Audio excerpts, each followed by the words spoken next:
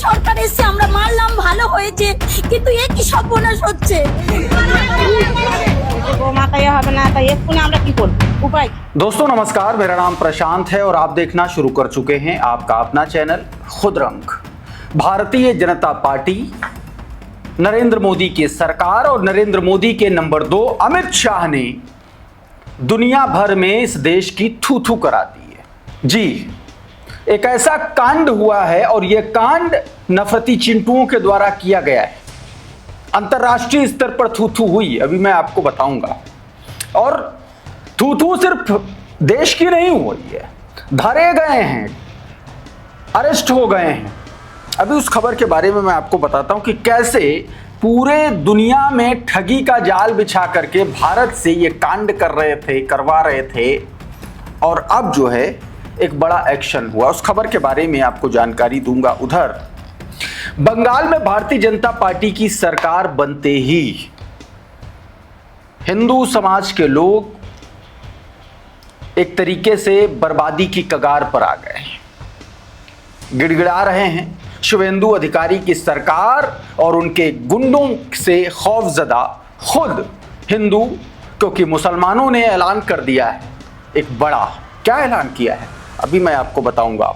और इसके अलावा एक और बड़ी खबर जुड़ी है। शुभेंदु अधिकारी किस तरीके से नरेंद्र मोदी के बताए गए रास्ते पर कदम कदम पर चल रहे हैं, मीडिया से जुड़ी बड़ी खबर है। मीडिया पर बंगाल में सेंसरशिप की खबर है, उससे जुड़ी खबर मैं आपको बताऊंगा।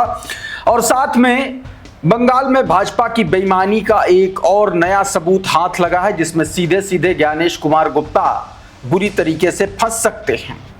उससे जुड़ी भी खबरें हैं और भी कुछ खबरें हैं, सब कुछ बताऊंगा। लेकिन सबसे पहले जरा अमेरिका की फेडरल ब्यूरो ऑफ इन्वेस्टिगेशन, जो उसकी एक तरीके से इन्वेस्टिगेटिव इकाई है, एक तरीके से उसकी पुलिसिंग की एक संस्था, उसने कितना बड़ा एक्शन लिया है, ये बाकायदा उसने लेटर जारी करके किस तरीके से भारत को चेताने की कोशिश की है। इसमें जो बताया गया वो मैं आपको बता देता हूं। इसमें जो बातें कही गई हैं दोस्तों, वो एक कॉल सेंटर से जुड़ी हुई। एक ऐसा कॉल सेंटर जिसके जरिए धोखाधड़ी की जा रही थी और इससे जुड़े 5 भारतीय लोगों को गिरफ्तार किया है एफबीआई ने। इस कॉल सेंटर ने टेक सपोर्ट स्कैम के जरिए अमेरिका और दूसरे देशों में सैकड़ों बुजुर्गों से ठगी की और सैकड़ों बुजुर्गों से लाखों लाख डॉलर की ठगी की।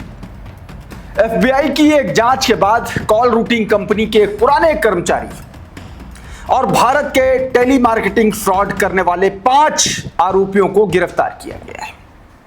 5 आरोपी, और इनको सजा भी हो गई है, जेल भेज दिए गए हैं। एफबीआई ने कहा है कि हम अपने बुजुर्गों का सम्मान करते हैं और आदर और सुरक्षा के वो हकदार हैं, और अगर आप उन्हें टारगेट करते हैं तो हम आपको सजा दिलाने के लिए हर मुमकिन कोशिश करेंगे। सबसे बड़ा सवाल यह है अमित शाह से, गृह मंत्रालय से, जो गृह मंत्री हैं, जिनके मंत्रालय का ये काम है इस तरीके की गतिविधियों पर नकेल लगाना। सवाल ये है कि भारत से संचालित हो रहे इतने बड़े फ्रॉड को इंस्टीट्यूशनलाइज कर दिया गया और अमित शाह को और उनकी पुलिस को पता ही नहीं चला। और अगर नहीं पता चला तो अमित शाह क्या सिर्फ चुनाव भाजपा के बेईमानी करके जिताने के लिए गृह मंत्री बने हैं क्या, कि चुनाव आयोग को अपने अंडर में कर लिया, सीबीआई को कर लिया, ईडी को कर लिया, एनआईए तक को बंगाल में उतार दिया।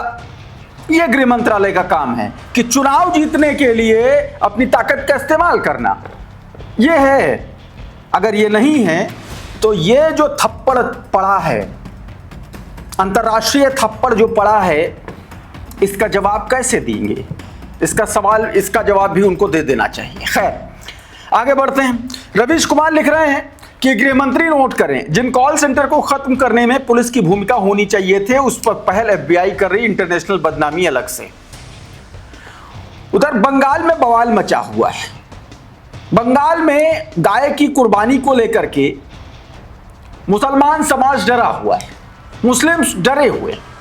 मुस्लिम्स को इस बात की आशंका है कि अगर वो गाय खरीदेंगे तो उनकी लिंचिंग हो जाएगी। जिस तरीके के हालात उत्तर प्रदेश में बने हुए हैं, और अब यही स्थितियां बंगाल में बनी हुई, बंगाल में होता आया था ये सब, और सरकार कह रही नहीं कुछ नहीं होगा कुछ नहीं होगा, लेकिन मुसलमानों ने गाय खरीदने से साफ मना कर दिया है। यहां तक कह दिया है कि गाय को राष्ट्रीय पशु का दर्जा दिया जाए। अरशद मदनी ने भी इस बात का ऐलान किया है। अब इस बात से नाराज, इस बात से खौफजदा हैं हिंदू समाज के लोग, क्योंकि उनका जीवन यापन ही इसी पर आधारित है। गाय लाते हैं, खरीदते हैं, बेच देते हैं, जिनकी कुर्बानी होनी होती है। हालात ये हैं कि पुलिस से भिड़ रहे हैं। जरा ये वीडियो देखिए, ये बंगाल की तस्वीर है।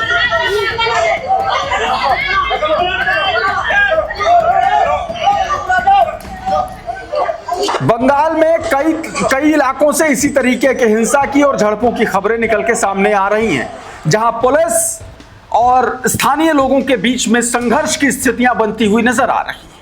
और यह सिर्फ इसलिए कि एक डर है, एक खौफ है। क्या कह रहे हैं वो लोग, वो हिंदू समाज के लोग जिनके बिजनेस पर एक बड़ा आघात पहुंचा है। सुनिए जरा छोटा सा हिस्सा। বিজেপি সরকার এসে আমরা মানলাম ভালো হয়েছে, তো এরির উপরে ভরসা করে আছি না, যে গরুর উপরে প্রত্যেক বছর একটা বেচা কেনা হয়, সবাই এরির উপর ভরসা। আর এই যে কুরবানির উপরেই আমরা তো ব্যবসা হয়, এই ব্যবসা কোনদিন চলে না। अब क्या कहा जा रहा है, इस ट्वीट को देखिए आपको समझ में आएगा।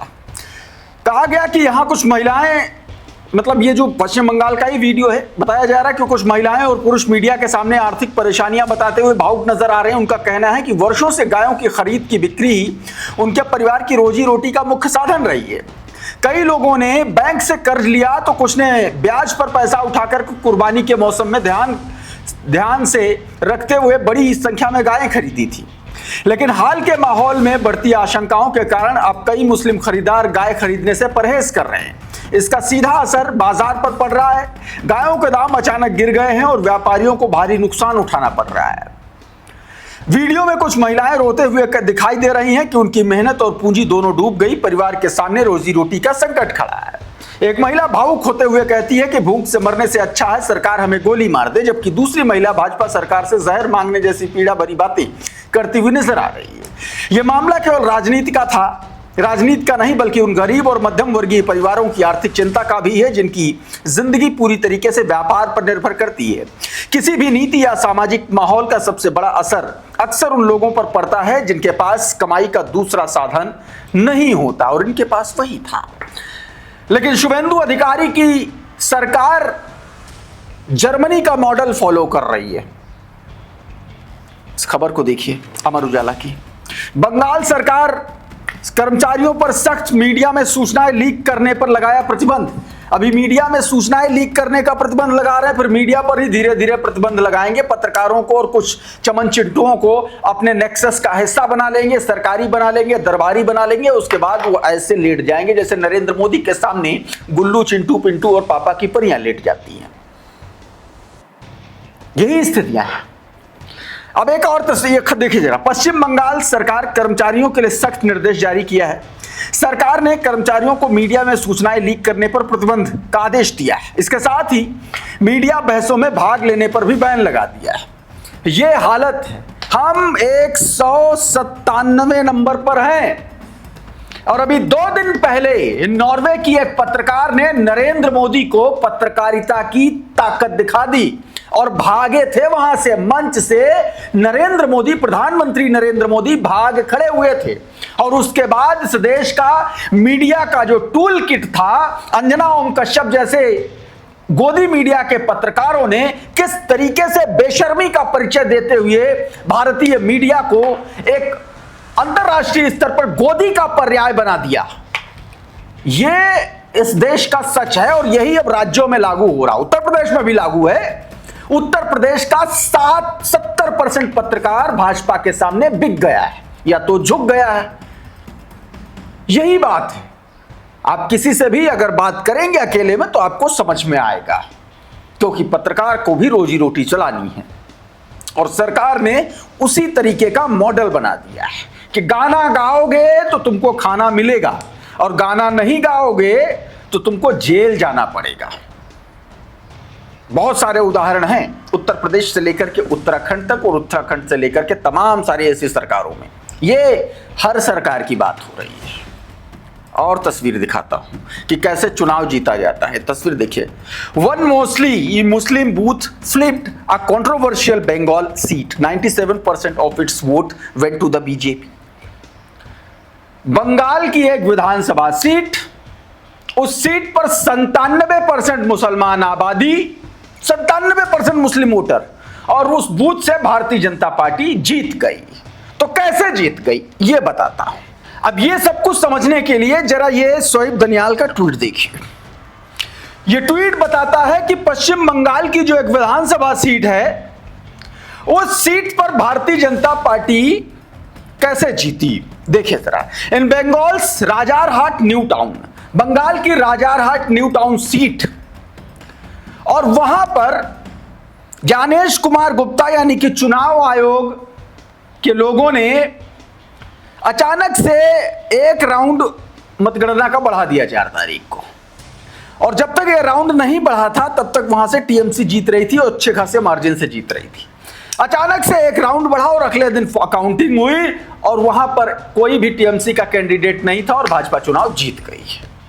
97% मुस्लिम वोटर वाले बूथ से भाजपा चुनाव जीत गई। कैसे जीत गई, क्यों जीत गई, है किसी के पास ये जवाब? वो भी तब जब बंगाल में भाजपा का पूरा नैरेटिव मुसलमानों के खिलाफ नफरत से भरा हुआ था, और जब इस तरीके का पोलराइजेशन हो रहा था तो 97% पॉपुलेशन वाला बूथ भाजपा को वोट देकर के कैसे जिता दिया उसने। ये अपने आप में शोध का विषय है। अब एक और खबर दिखाता हूं, उत्तर प्रदेश पुलिस और बंगाल से जुड़ा हुआ। शुभेंदु अधिकारी के पीए का मर्डर हुआ, तामझाम में खूब खबर फैली, बलिया से राज सिंह अरेस्ट हो गया, मास्टरमाइंड अरेस्ट हो गया। उत्तर प्रदेश पुलिस सबसे ज्यादा इनकॉम्पिटेंट है। इनकॉम्पिटेंट क्यों? इनको सोचो बेसिक नहीं पता पुलिसिंग का, इनको डरवा लो, धमका लो, गरिवा लो लोगों को, इनको महिलाओं को पिटवा दो, इनको गरीबों के सब्जी ठेले और फल ठेले उजड़वा लो, ये काम इनको करना आता, धमकाना इनको आता, लेकिन इनको काम अपना इन्वेस्टिगेशन करना नहीं आता।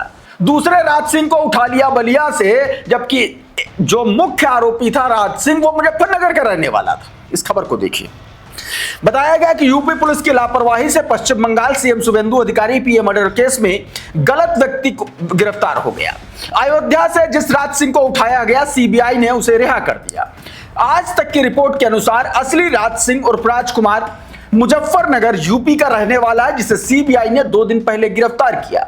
अयोध्या वाले राज सिंह की गिरफ्तारी यूपी पुलिस की पहचान पर हुई थी। तब राज सिंह ने बीजेपी नेताओं संग खूब फोटो वायरल हुए और पार्टी स्तर पर भी कुछ नेताओं को बदनामी झेलनी पड़ी। ऐसा पहली बार नहीं हुआ है। यूपी पुलिस पहले भी कई बार गलत गिरफ्तारी में फंस चुकी है। ठाए ठाए करवा लो, मुंह से ठाए ठाए करा लो इनसे। गन्ने के खेतों में पश्चिम उत्तर प्रदेश में ये सब बहुत अच्छा करते हैं लोग, बहुत बढ़िया करते हैं। अभी एक कांस्टेबल सुनील कुमार शुक्ला को सस्पेंड कर दिया गया, उत्तर प्रदेश पुलिस ने सस्पेंड कर दिया। क्यों कर दिया मैं आपको बताता हूं।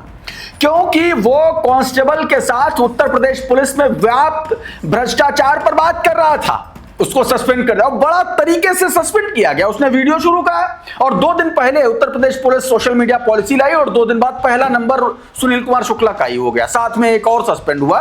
हालांकि लाख लपेट कभी तो बनाना चाहिए ना, सवाल कर देंगे हमारे जैसे पत्रकार, अरे 2 दिन पहले क्या पॉलिसी सुनील कुमार शुक्ला के लिए बनाई थी तुमने? और पॉलिसी तो डीके ठाकुर के समय भी बनी थी, उस पॉलिसी पर अमल क्यों नहीं हुआ सोशल मीडिया की? लेकिन उत्तर प्रदेश पुलिस सिर्फ और सिर्फ इतनी इनकॉम्पिटेंट है कि अपना काम कायदे से कर ही नहीं पाती। यह बात तो आप तय मान के चलिए। कुछ तस्वीरें मैं और आपको दिखाना चाहता हूं। अब जरा सुप्रीम कोर्ट से जुड़ी एक खबर देखिए, दिव्यांग का। इस खबर में जो बताया गया है ये वो है कि सुप्रीम कोर्ट के 2 जजों की पीठ ने यूएपीए पर कई गंभीर सवाल खड़े हुए थे। यूएपीए के कन्विक्शन रेट पर उमर खालिद को जमानत नहीं दे रही हैं इसी देश की अदालतें, और इसी देश की अदालतें कह रही कि जमानत अधिकार है और जेल अपवाद है। ये एक दिन पहले बयान दिया गया माननीय सर्वोच्च न्यायालय की तरफ से, और अगले ही दिन कड़कड़डुमा कोर्ट ने उमर खालिद की जमानत याचिका और पैरोल की जो रिक्वेस्ट थी वो खारिज कर दी। यह है इस देश की अदालतों का हाल। सुप्रीम कोर्ट की टिप्पणी आती है और निचली अदालत जो है उसको सिरे से खारिज कर देती है। खारिज करना ही हुआ ना ये, और उसी पर दिबांग ने ये लिखा है जो आपकी स्क्रीन पर ट्वीट देख रहे हैं। यही बात इसमें लिखी है। कन्विक्शन रेट 2 से 6%। यूएपीए के तहत जो लोग अरेस्ट होते हैं उनको, उन पर जो आरोप सही पाए जाते हैं उनमें से 2% से लेकर के 6% ही ऐसे लोग हैं। मतलब ये है 96% से लेकर के 98% से लेकर के और 94% तक ऐसे मामले जाते हैं जिन पर अपराध ही नहीं सिद्ध होता। यह सच है इस देश का। इस वीडियो में इतना ही। बहुत बहुत शुक्रिया, बहुत बहुत धन्यवाद। आप जुड़े रहिए आपके अपने चैनल खुद रंग के साथ। नमस्कार।